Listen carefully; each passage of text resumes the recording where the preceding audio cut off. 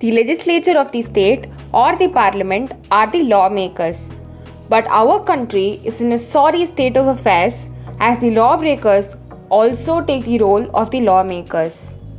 It is noted in a case that there are 4,442 cases against MPs and MLAs still pending in courts across India, and the oldest case dates back to the year 1983. Recently, the Supreme Court has given two judgments regarding criminalization of politics.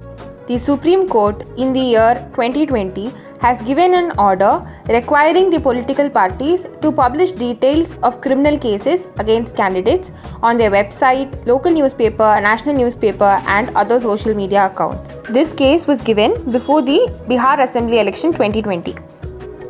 But the political parties did not obey this order, and thus 9 political parties were guilty of contempt for not following the Feb 2020 direction. The Supreme Court directed the Election Commission to create a dedicated mobile app containing information published by candidates regarding their criminal antecedents. Also, the court emphasized that the lawmakers should come up with a law tackling criminalization of politics.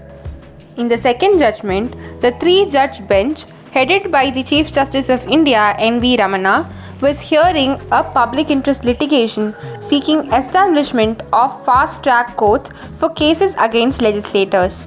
According to Section 321 of the Criminal Procedural Code 1973, the public prosecutor or the assistant public prosecutor may, with the consent of the court, withdraw from prosecution of a case at any time before the judgment is pronounced.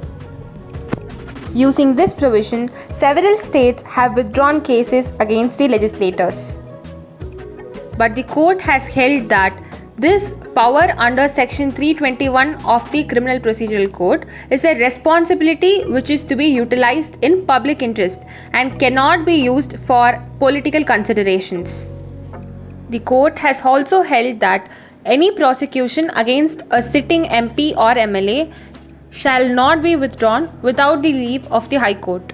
Also, the judicial officers presiding over the courts involving the prosecution of MPs or MLAs shall not be transferred until further order.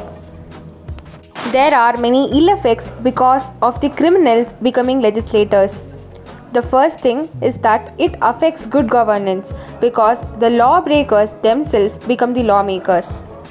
Also, this paves way for corruption and also sets a bad precedent for the youth and tarnishes the image of democracy. So let's see how we can avoid criminalization of politics. The first and foremost is the awareness among people.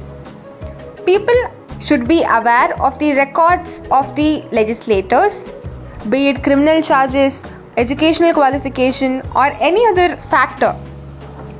The courts must also consider banning people accused with serious criminal charges from contesting elections.